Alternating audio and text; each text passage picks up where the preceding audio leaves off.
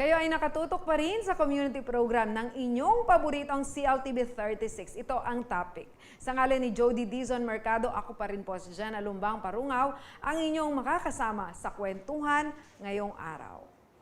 Ayan, meron po tayong live na mapapanood ngayon sa CLTV 36 Official at sa ating CLTV 36 News. At yung mga may Instagram, naku, i-follow nyo na ang CLTV 36 Official. Ganun din po sa Twitter at sa aming YouTube account na CLTV 36 Official. At ang website po namin, huwag nyo kalilimutan, ang CLTV 36.tv. At kami po ay nakikipagsabayan na rin sa TikTok at CLTV 36. Nakakabalen, ito po, kayo ay maaaring sumali sa aming kwentuhan dahil meron po tayong question of the day kung saan kayo ang bida. Narito po ang tanong ngayong araw. Ano ang paborito mong almusal? Sabi po ni Ramil Macalino Bonifacio, pakaplog, pandesal, kape at itlog. Uy, may bagong term kang inintroduce, Kong Ramil, Salamat. Sabi naman ni Manex Mason Rodriguez Jr., single ampong tuyo, tsaka kape. Uy, may kasundo tamo kayong single ampong tuyo. Burikya naman yan. Nga na naman pong Ivan Liwanag, tusino ampong single. Minsan itang bayong tunanasi ampong ambulang gatas damulag, mikaditak asin. Actually, ampong gatas damulag ayan, maralas yapin yan, yung paborito dareng tao kay nga probinsya. Nga ng Mark Lian, kiss ng bossing, ha? Takagising mo, kiss na kaning boss mo na, magaling ka diskarte kong Lian. Ayan, maraming salamat po sa inyong lahat na nagkomento. Actually, meron pa tayong babasahin later. Kaya naman, tutok-tutok lamang po sa ating programa at comment lamang ang inyong mga kasagutan at pa-shoutout sa ating comment box. Hindi lamang po isa, kundi 2 gintong medalya ang naiuwi ng ating kabalen mula sa Candaba, Pampanga. Yan po ang ating pag-uusapan. Ito ay matapos niyang talunin ang 7 bansa sa 2023 International Taekwondo Festival na ginanap sa Los Angeles, California, USA. Nito lamang May 20. Nako, fresh na fresh talaga ang kanyang panalo. Ngayong araw, makikipagkwentuhan tayo kasama si Shean Kylie Hernandez. Siya po muna ang kasama natin and later makakasama natin yung kanyang coach na si Mr. Kervin Ong. For the meantime, siya muna ang ating makakasama at aalamin ang kanilang mga ginawang pagsasanay at kung paano nga ba nasali dito sa international competition na ito. Si Shea. Hello Shea, welcome sa ating programang topic. Hi po. Shean, how old are you? 12 years old po. So grade 6, tama ba? Hindi po, mag-grade 8 na po. Grade? 8. Okay, batang-bata talaga si Shean pero nagdala na siya ng napakalaking karangalan sa ating bansa. Saan ka nag-aaral? St. Paul po, sa San Miguel. St. Paul University. Shean, you are 12 years old. Napakabata mo pa pero itong inuwi mong panalo para sa ating bansa ay napakalaki. Higit pa ito sa naidadala ng ating ibang mga atleta at your age, kaya naman gusto naming malaman, for sure may mga kabalen tayo na gusto ring pasukin ng ganitong klase ng sports. Paano ka ba nahilig sa taekwondo? Simula bata po ako, nanonood na po ako mga naglalaro ng taekwondo na nagustuhan ko po sila. kaya nag-ano po ako, taekwondo na. Hmm. Saan ka sumali? Sa school ba yan? Or there is this group or taekwondo school na sinalihan mo? May taekwondo school po sa San Miguel. Anong pangalan ng taekwondo school na yon? Ong Saints Taekwondo po. So karamihan sa mga miyembro ninyo doon ay siguro from Bulacan and some parts of Pampanga na malapit doon sa school, ano? Banda po siya sa San Miguel. Halos po sila sa San Miguel po yung nandun. Oo, kasi alam mo, may mga kakilala ako from Candaba. Dahil mas malapit daw sa kanila yung San Miguel, yung iba. Kasi yung some parts of Candaba ay tinatawag na Tagalog part ng bayan, no? Yung iba naman, yung mga Kapampangan, dito sila. So yung mga Katagalugan, doon sila karamihan sa San Miguel. Pero gaano kayo karami sa inyong taekwondo school? About, ano po 12 or 15? Kayo bang lahat ay mga sumasali sa mga taekwondo competitions? Opo. Gaano ka ba katagal nagta-taekwondo? Almost, ano po 1 year or ganun po. 1 year?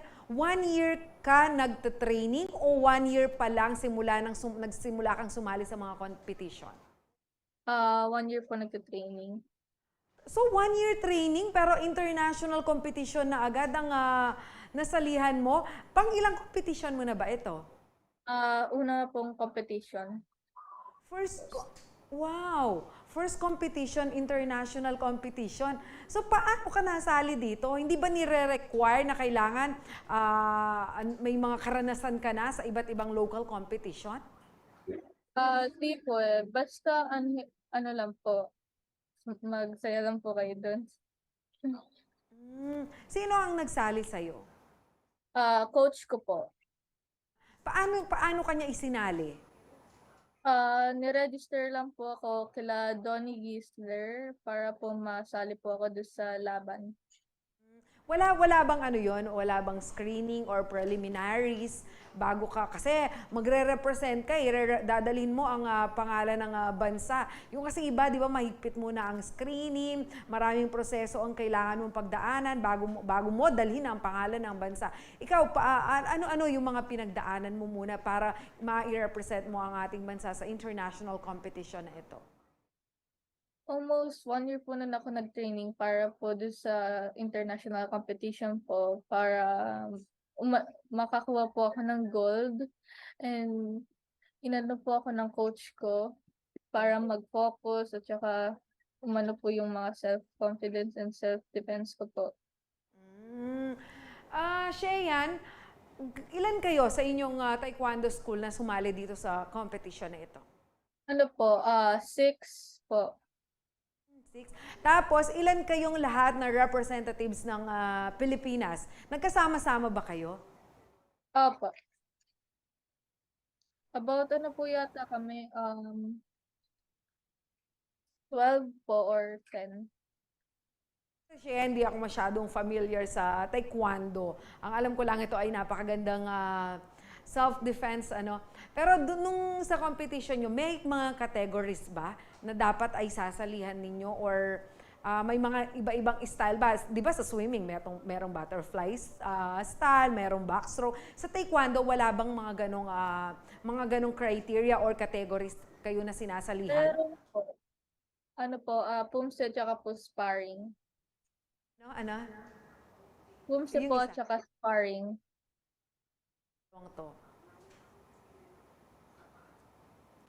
Anong kaibahan ng dalawang ito? Para mas malaman ng ating mga kabalen, no, na hindi magkapareho at meron palang mga ganitong kategorya sa taekwondo.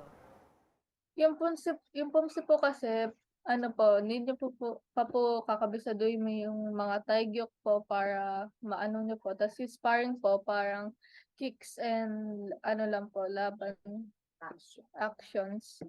Sa dalawang sinalihan mo? Opo. Ilan kayong naglaban? Ilan ang tinalo mo? Ano po, 5 po ata. Ano yan, mula representatives mula sa iba't ibang mga bansa. No? Hindi ka ba kinabahan? Kinabahan po ng onte dahil una ko pong competition ito. First competition, oo, no? Pero tingnan mo, kahit kinabahan ka, nandyan pa rin yung galing. Kasi minsan yung sa mga sports, no, sinasabi nila, merong inborn, merong nakukuha sa experience, merong nakukuha sa training. Ikaw, ang nakita ko sa'yo, actually, 1 year ka pa lang, first competition mo, pero gold na. Siguro, sa'yo talaga ay, kumbaga, innate na sa'yo yung galing mo sa taekwondo. May kapamilya ka ba na nandito rin sa ganitong klaseng sports? Pinsan ko po. So, parang nakasama siya sa mga nakahikayat hinikayat ka din ba na sumali? Opo, dahil ano po, gusto niya po akong makasama mag-training po. Ano ang pinaka nagustuhan mo sa taekwondo? Yung mga mabait po yung mga coach and mga ano po yung ano po sila. Alam mo kasi may mga pagkakataon na kababaihan man yan, kalalakihan yan. Parang natatakot tayong mabugbog natatakot tayong masaktan. Kaya hindi sila pumapasok sa ganyang uri ng sports. Pero ikaw, pag naisip mo, baka tatamaan ka sa face, tatamaan ka sa mga sensitive parts ng iyong katawan. Hindi ba nakaabot sa ano mo yon, sa mga considerations mo? Di po. So parang okay lang sa'yo kasi ito talaga yung gusto mong ginagawa. Kumusta naman yung mga pamilya mo? Siyempre, may mga pagkakataon ba na umuuwi ka na may mga pasaka? Isang beses po, umuwi po ako na may pasa dahil na anuhan po ako sa kamay nun. Ano yung may mga magulang kasi na very protective sa kanilang mga anak. Ano yung mga reactions ng mga magulang kapag ganyan? Ah, Uy, Nagulat po tigil mo sila na yan, nasasaktan ka. Dati hindi oo. ka man nagkakapasa. Ngayon, umuwi ka, may pasa ka, ginagabi ka, pinagpapawisan ka. Wala bang mga ganong parang discouragement from your loved ones? Meron po dahil natatakot daw po sila. Ano ang sinasagot mo? Sabi ko po kaya ko naman po ito kahit masaktan po ako, basta laban lang po ng laban. Okay. Alam mo kasi yan yung tinatawag na fulfillment. Kapag nagagawa mo yung isang bagay. Kasi kapag dating naman kasi sa sports hindi talaga naiiwasan yung nasasaktan tayo. Kaya lang kailangan natin itong pinaghahandaan. At syempre, kailangan din natin matutunan yung kung paano ito-tolerate yung mga ganitong, yung mga nasasaktan tayo dahil sa pinili nating sports na pasukan. Apart from taekwondo, may iba ka pa bang pinagkakaabalahang sport? Badminton po. Yan ba, nagko-compete ka rin? Hindi po, nilalaro ko lang po sa school, ganun po. Kasi yung ibang mga taekwondo athletes, ano yan, nasa school. Sa school sila nagka-training, supported by the school, yung mga ganon. Ito, ikaw sa isang taekwondo, school ka, pumasok. Ibig sabihin, hindi yung sa academic school ang pinag-uusapan natin. No? Hindi ba nakaka-apekto sa pag-aaral mo? Unlike kasi kapag school ang kumuha sa'yo, na athlete, na varsity player, ganyan, may mga considerations na ibinibigay yan kapag nagte-training ka. Pero ikaw, dahil isang private taekwondo school ang pinasukan mo, hindi ka ba nahihirapan sa pag-aaral mo kapag may training ka? Hindi naman po dahil naman po Saturday and Sunday po yung mga training po namin. Okay, so kaya naman pala na ma-manage mo ng maayos. Siguro later sa pagbabalik ng ating programa, no, pag-uusapan naman natin yung mga pagsasanay na ginawa mo. Kasi alam mo, Shea, no, may mga kabalin tayo na interested kung gaano nga ba medyo kailangan paghandaan ito, gaano kahirap, ano yung mga, gaano ka dapat ka-dedicated kapag gusto mong maging isang atleta. a taekwondo athlete for that matter. Okay? Mga kabalan, manatili po kayong nakatutok at magbabalik ang topic.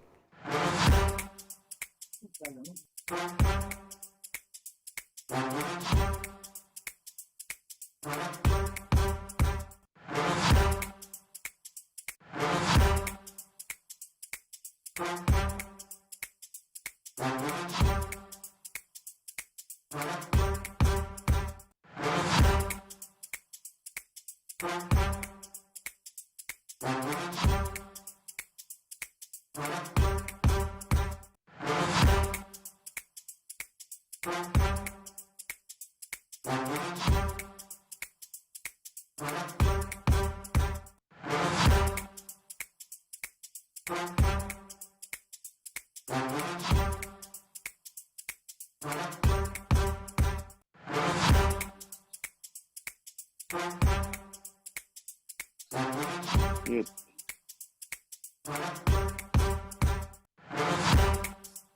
Coach, good afternoon.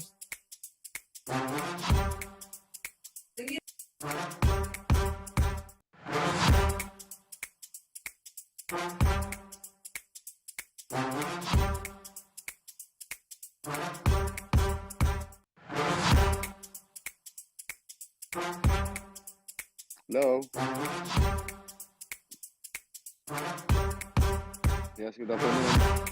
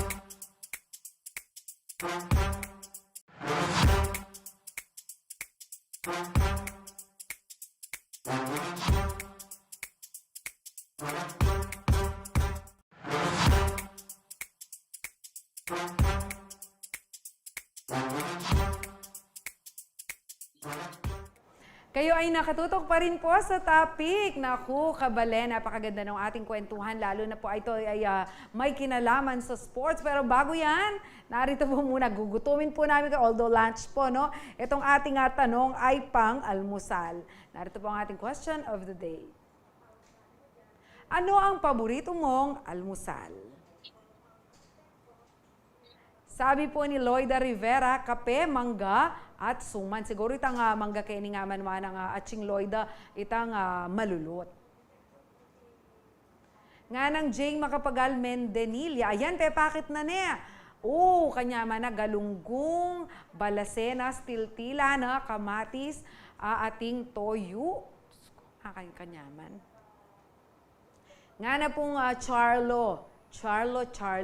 O ito, lupang paksiya po yata. Itang pong adobo. Kanyaman na naman po ulam. Din kaya katamong kabalen. Nga ng Marjorie Magaro.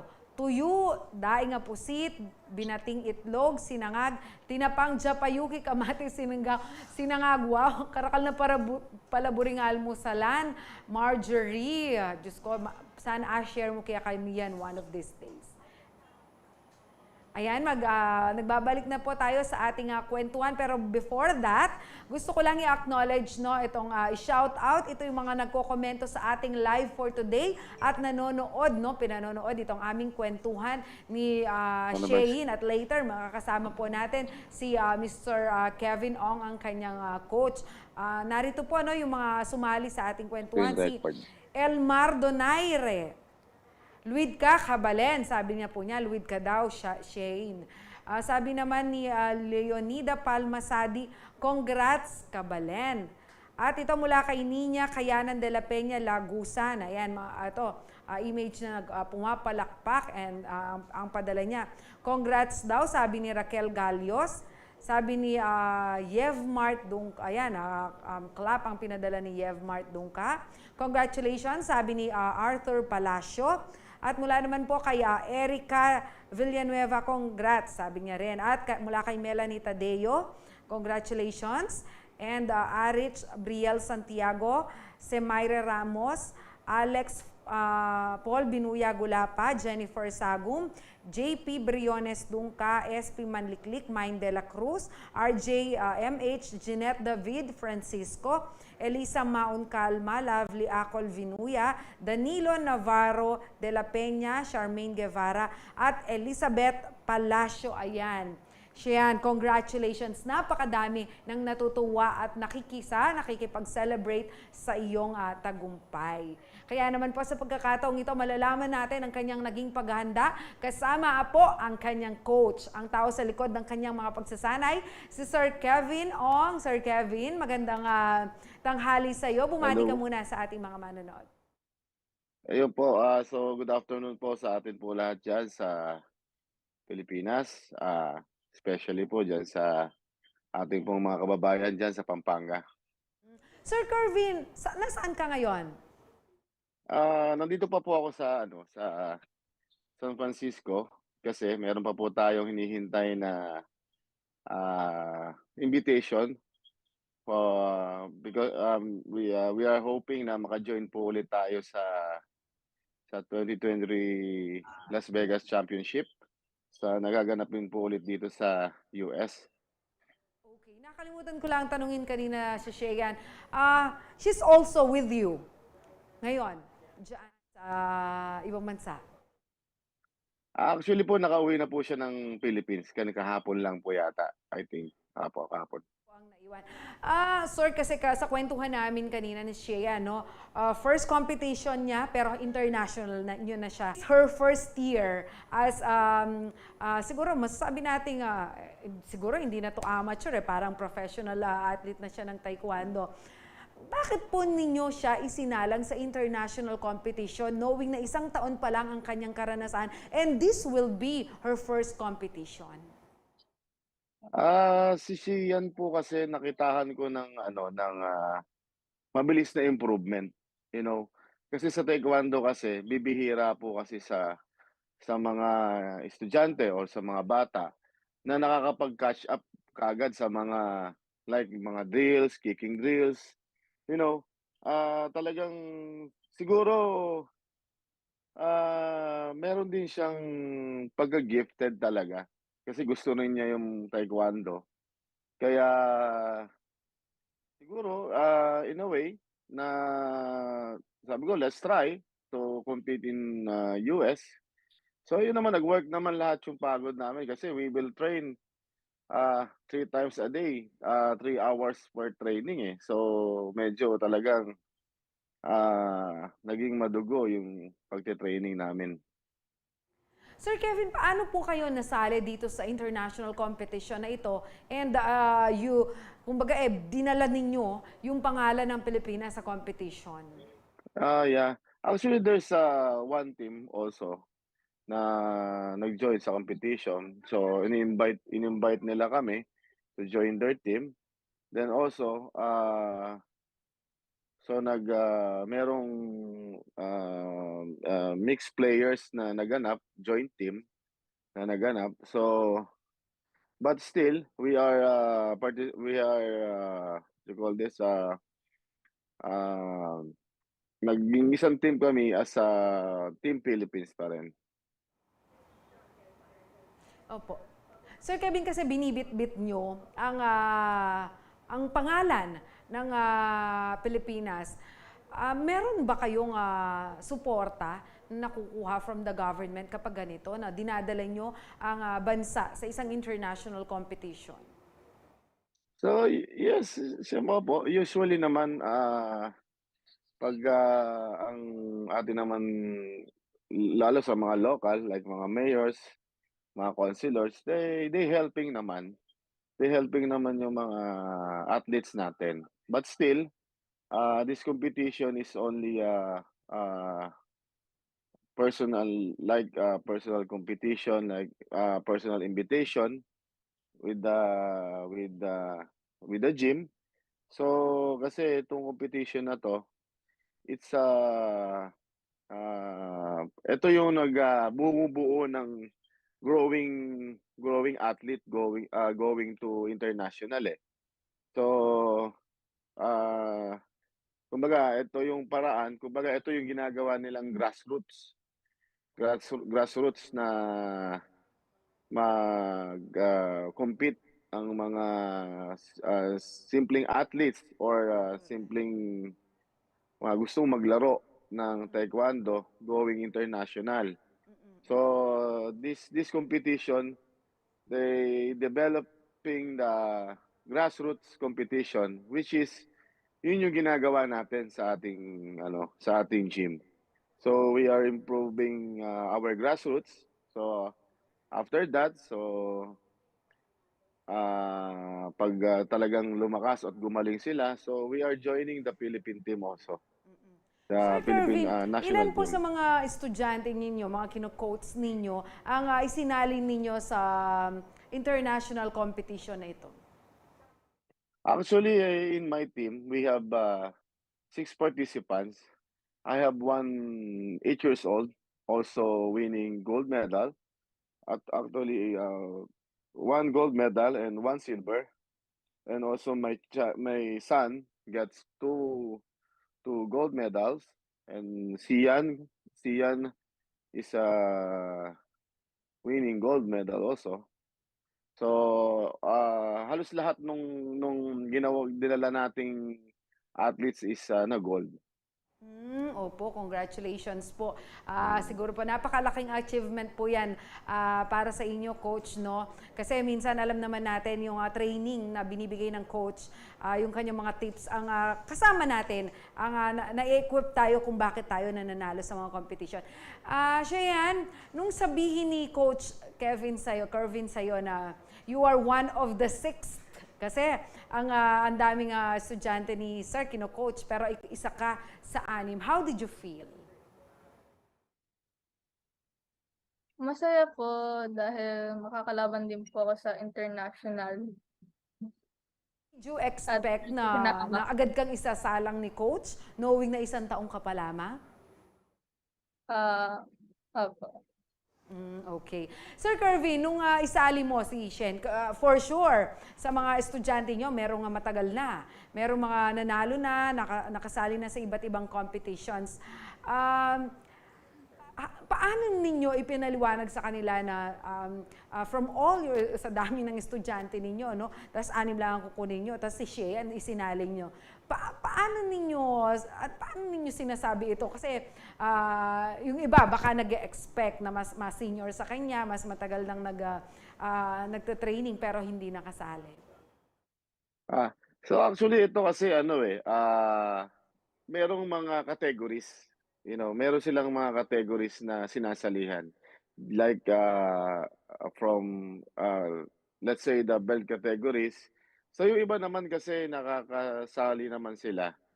But actually this is our second time international competition, which is the last time is last December at Singapore, which is the Singapore Taekwondo Championship. And then also, meron akong 2 estudyante na nadala doon. So they won also a gold medal. And then sila din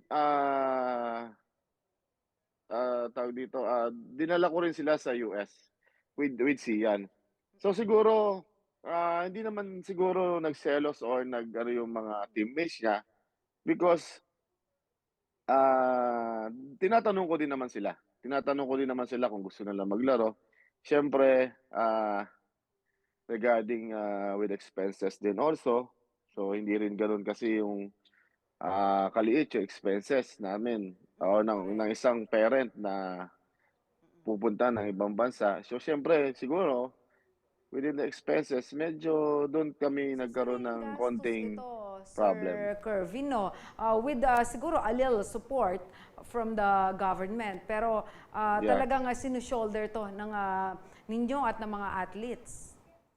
Yes, ma'am. Yes, ma'am. Especially the mga parents. So, kami, we are hoping or we are trying na lumalapit kami sa mga municipalities and then the same time sa mga councilors to help us. But they are tumutugon naman sila sa mga natin, sa mga needs natin kahit papaano. Alam niyo po, yan ang isa talaga sa mga panawagan ng ating mga athletes, no? Yung talagang masuportahan kayo, yung mga sumisibol na atleta, hindi lamang siguro yung mga professional na, no? Kundi yung mga sumisibol, kasi sabi nga natin, sila naman yung mga future na magdadala sa pangalan ng ating bansa. Gaano ba kahirap, Sir Kervin, yung naging paghahanda ninyo para sa competition ito? So, syempre, kung sa hirap as an athlete, talagang mahirap. Kasi number 1, wasting your time. Number 2, we are nagte-training kami 3 times in a week, 3 hours per training. At the same time, yung preparation namin talagang hindi mo masabi na basta-basta kakayanin ng isang ordinaryong atleta. Kasi way back time kasi I am one of the former junior national team also. So ina-apply ko sa kanila yung training na ginagawa ko dati para alam mo yun, para pag sabak natin sa competition talagang mapapalaban sila sa atin. Opo. At nakita naman talaga na nahirapan sila na pataubin itong ating Team Philippines. Tinawag kitang She dahil may mga nagko-comment dito, nagko-congrats sa iyo. Sabi nila, congrats. She, siguro mga kamag-anak mo to, si Michelle Manalili, Ricky Lagusan, Gina Cunanan, at saka si Rosalyn Valdez, no? Si Etes Santos, si Andrew Pamintuan, ayan, si Mayora, ayan, si Mayora Hernandez. Naku, maraming salamat sa panonood mo sa ating programa. Kabalen mo ito, sister. Talagang magagaling yung mga tao at magaganda yung mga tao sa Candaba. After this, what's next? Ano ang mga future plans mo? Ano po ulit? Ano yung mga future plans mo? Lalo na sa larangang ito, sa taekwondo. Gusto mo pa bang, kasi minsan gusto rin nating makasali dun sa mga government-sponsored at talagang pinadadala sa ibang bansa ng ating gobyerno para mag-compete. So may mga plano ba tayo na pinaghahandaan mo sa kasalukuyan ninyo ni Coach? Opo sa October po siguro lalaban po kami uli nila Coach. Oo, yan. Kailangan talaga panggandaan mo yan para naman yung mga gintong medalya ay madagdagan pa. Sir Kervin, ano pa ang naghihintay para sa inyong mga atleta dyan, yung mga taekwondo players mo dyan sa inyong taekwondo school? So yun, we're hoping may makasama ulit kami sa Las Vegas Open this coming October. And also, one of the organizer here in California, they are inviting us to participate the 2023 California Taekwondo Championship also. So yun, syempre, ini-invite na rin tayo ng mga future athlete ng Taekwondo dyan sa mga schools o sa mga gustong mag-train ng Taekwondo. Kasi marami tayong mga competition, there's a lot of competition in the Philippines also. So we are hoping na dumami pa yung ma-produce natin na athletes going international competition. Okay, maraming salamat Sir Kervin. Once again, congratulations kay She. Inaanak pala siya ng aking kaibigan si Marjorie Tanaka, Mayora Hernandez kasi yung nasa Facebook niya. Very proud sa iyo ang ninang mo. She, good luck din sa iyo sa mga future plans mo and future competitions. Sir Kervin, sana dumami pa ang katulad ninyo na nakapagpo-produce ng mga atletang magagaling at kayang-kayang itaas ang bandila ng Pilipinas. Maraming salamat po.